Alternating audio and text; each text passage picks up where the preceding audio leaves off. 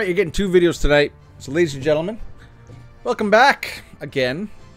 So I thought I would do the sneak peek for Amat, or Amat, whatever you want to call her. Her, him, her, I think it's a her. One of the Eternal Evolution, whoever manages the official Facebook page, did say that this is Ampu's wife. Don't know if he was being cheeky. Don't know if that was their intention, but just saying. Ampu's wife, which makes sense. The whole Egyptian blah, blah, blah, blah, blah, blah, blah. So we do have a video. This is going to be her intro cinematic.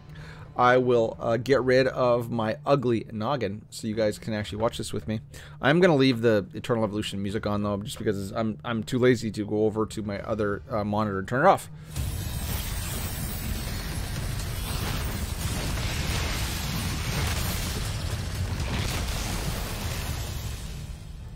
Alright, how cool is that? So I didn't realize that these alligators are basically giant kitty cats following a laser pointer.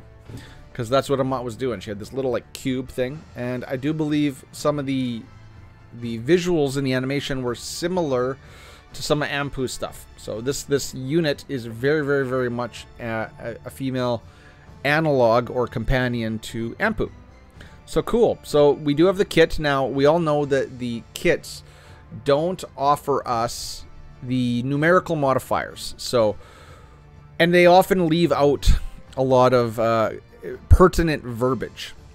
So, one thing that I have heard about this unit from the PIV through another content creator, you know who you are, don't have to say your name, although I can say that he causes a lot of mayhem. He asked the PIV, is this going to be an attack-based summoner or a crit-based summoner? Because a lot of the summoners, like, say, Sif and now Daniel, are crit-based when Daniel's A5. But Ampu and Daniel below A5 and, say, Senway and Skewer and Hattie, those are strictly attack-based summoners. And the PIV said that this one, Amat, is also going to be an attack-based summoner. That we don't know if that's going to be the case. That is just what I have been told behind the scenes, and I like to tell all of you all of the information that I have received so you can prepare. And, you know, that's kind of awesome, because if you have taken your Daniel up to A5, and you have had to redo a whole set of madness gear for him with crit and crit damage on it, well, now you can just use that old gear from your Daniel, and you can chuck it on Amat. Okay? So, there you go. A little tidbit for you. Enjoy. Take it. So, what do we know? What do we know? What do we know? We know all this. This is all the blurb that they told us before. So, ultimate skill. Sandmaw. Okay, so Amat summons a huge alligator that bites all the targets in an area. So, it's going to be an AoE summoned ability. I don't know if that alligator, I'm assuming, is going to be the summon. Because I guess, like, Gobo is summoned. And is the alligator going to stick around? I hope so. Or is it just going to come up, crunch them underneath, and then take off? We'll see.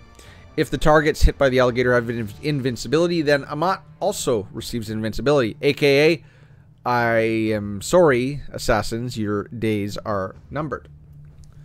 Talent modifier. When the huge alligator, and then I think that this huge also is a soft confirmation that it counts as a large unit. When the huge alligator hits the same target at specific times, I don't know what that means. Like, that could be on subsequent summons on ultimates.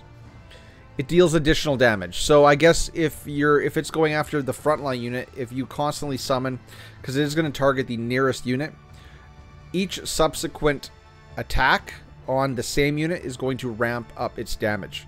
Very, very cool. I like that. That is a cool mechanic. In PvE modes, damage cannot exceed a specific percentage of her attack. So, yes, it does seem like, even from that, we can kind of gather that we're probably going to run her attack madness along the bottom. So that's cool. And then this will also work in, like, Crimson Abyss. That's a PvE mode. Interesting why PvP doesn't matter. I'm assuming that after so many hits in PvP, the unit you're targeting is just going to die. Versus in PvE, like you said, like the Crimson Abyss boss, Urvalepi, I remembered its name. You don't want this Amat ultimate to be, you know, taking off 25% of stage 24's health pool in one bite. So that makes sense, the why they would do that. Very, very cool. And then her common skill, Heir of the Wasteland. Let's call that. Amat summons small alligators as well. We don't know how many. When a small alligator dies or disappears, they activate the death effect, increases the damage from Amat's subsequent ultimate skills. So, her ultimate is going to scale damage based on attack, and every time a small summon dies or disappears, it's going to increase the damage from her ultimate. So it sounds like she is going to be a heavy nuker, depending on how they scale her damage. Talent modifier reads, an additional death effect. Decreases the cooldown for the next use of Heir of the Wasteland. Okay, so, you know, obviously what that means is the more that her little alligators die, it's just going to refresh the cooldown of this skill so that you can just summon more little alligators. You know, what is a summoner if they have no summons out on the field, right? I'm assuming they're going to be coming out as fast as, say, like, I don't know, Ampus, probably. Ampus, little zombies. Second common skill. So she's got an ultimate, 2 common skills, and a passive. The Scales of Justice. Amat summons the Scales of Justice, dealing damage to targets. If there are no enemy targets near Amat, then this skill will be activated by an illusion above the closest target. Okay, so we're probably going to want to chuck her in the back row. Right? Keep her out of danger. Okay, that's cool. So, yeah. Alright, so it's just a damage dealing skill. Talent modifier, if there are more than a certain number of enemies on your side of the battlefield. Assassins. It's assassins. Assassins are going to be porting around behind you. This is anti-assassin. I like it, but let's call a spade a spade. Then the damage from activating Scales of Justice increases and the radius increases. Ooh, baby. I like it. I like everything in this kit. So far from reading this, I like everything in this kit. Passive. Divine Majesty. During the squad creation, oh yeah, we know this one, or during battle. So basically, Amat is considered a Wenfir hero as well as a Atlas hero. So does this mean that she's going to double dip on trophies? If so, that could make her broken. If she can gain all of the PvE and PvP benefits from both Atlas and Wenfir trophies, that's going to be huge. I just want to go to game right now. And even though this account sucks, we can see preview. So we can see, so like, where is Atlas? So in this one, you can see, I think this is what, PvP attack bonus, PvP, and this is PvE, PvE. So let's just look at PvP. You can see Atlas gains 18 and 18.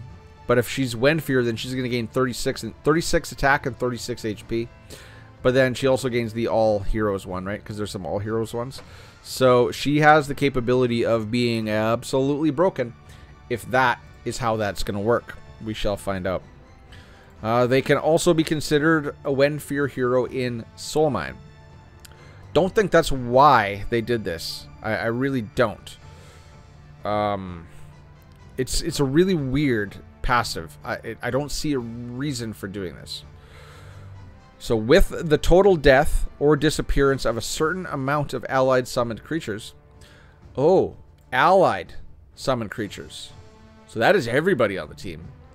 Amat will activate her ultimate, Sanma, at the place of death of the last creature at no cost. Dealing damage equal to a certain percentage of the ultimate skill's attack value. So. We don't know how many summons have to die, but let's think. Like, Dan has Jaguar and his bird and the bear. Well, I'm not going to count them. Ampu's got a bunch. They die all the time. Dora only has one that doesn't die very often. Gobo doesn't die very often, but Gobo's also spawning pebbles that die often. I could see a PvE scenario where you would not want to run Dora because you're running Dora as a tank.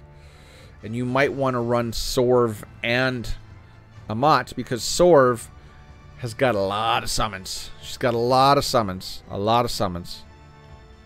And if you think, we don't know how many alligators she's going to have in her kit. But I'm assuming that if we pull Sorv out for PvP, Ampu's damage is roughly going to stay the same, given that I'm assuming she's going to have 3 or 4 little crocodilians. That's going to help power up Ampu. And so, yeah, that's cool. That is a really cool passive. I don't know about this Wenfear stuff, but the extra ultimates at no cost sounds like she's going to deal a lot of damage. Talent modifier. When a small alligator disappears or dies, the counter of this skill will count them as a specific amount of summoned creatures. What that means is that it's probably going to count them as 2 or 3 on the counter. So all of your allied summons will count as 1, but her summons count as more. So you're definitely going to want that one.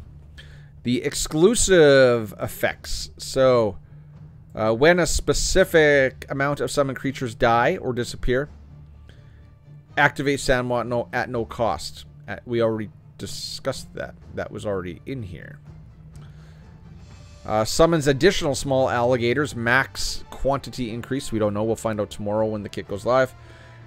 Additional releases. So this is her big like AoE. Her anti-assassin AoE. Additionally releases streams of souls. Whoa. At more nearby targets. Dealing damage and pushing them away from Amat. Now, do these souls also count as summons? This would be her exclusive 20. And pushing them away. So, anti-assassin. Because, you know, anti-assassin, anti-vanguard. Get out of here! And then her ultimate. This is going to be her X30. And this is going to be for her ultimate. The huge alligator instantly executes targets with HP below a certain percentage. Ignores invincibility and death avoidance effects. Ooh, Samael, buddy. Ooh, okay. Does not work against elite or boss monsters. That's okay. But increases the damage of the huge alligator against elite or boss monsters. Alright, well, that's the kit. I like everything about her. I like everything about her. Can we scroll down and read some comments?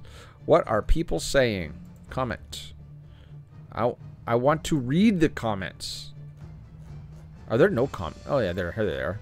Whoa, no, that's all the people. Stop it. Why can't I read comments? What's going on with my Facebook? All right, let's scale this down. Whoa.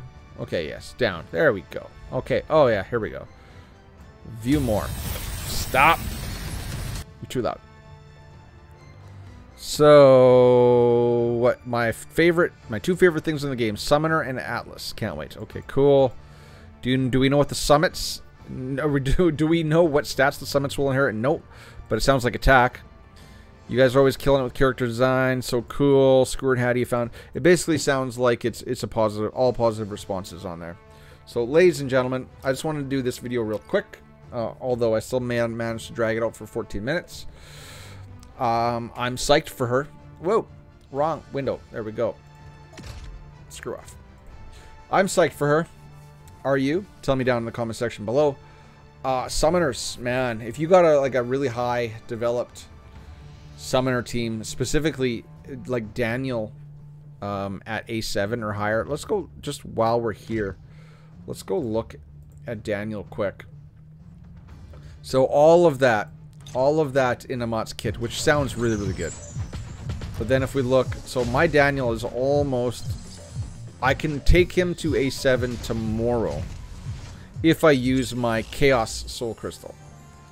Now, so if summoned creatures are present on the battlefield, Their summoners take 50% less range damage. Yes, please. Yes, please. I will take that. Even though assassins aren't really ranged. No, they're not ranged. Like, Helentus is ranged. So it'll help in PvP arena. But this one.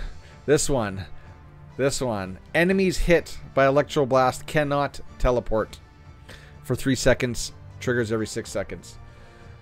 So the combination of Awakened 7 Daniel with Amat, there is so much anti... And if you think Ampu was already the anti-assassin, anti-vanguard unit,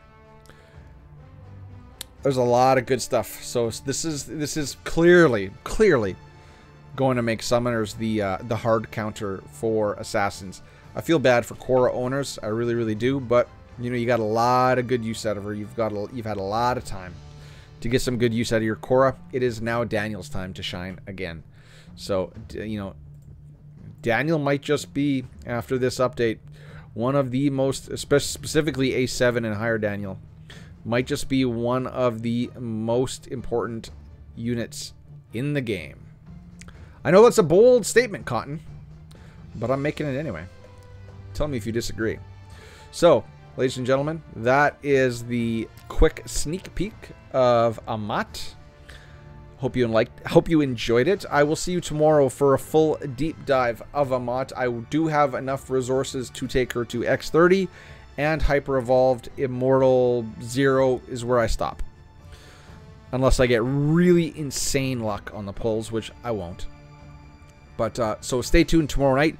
I will have the deep dive up for Amat, as well as guides for the endless battles, which you guys all know. It's probably, we all know the bosses now. We kind of all know the strategies. Obviously, they're probably going to put in a battle for Amat. So stay tuned for that, ladies and gentlemen. I will see you tomorrow night. Till next time, which I guess is tomorrow. Cheers, peace, bye-bye.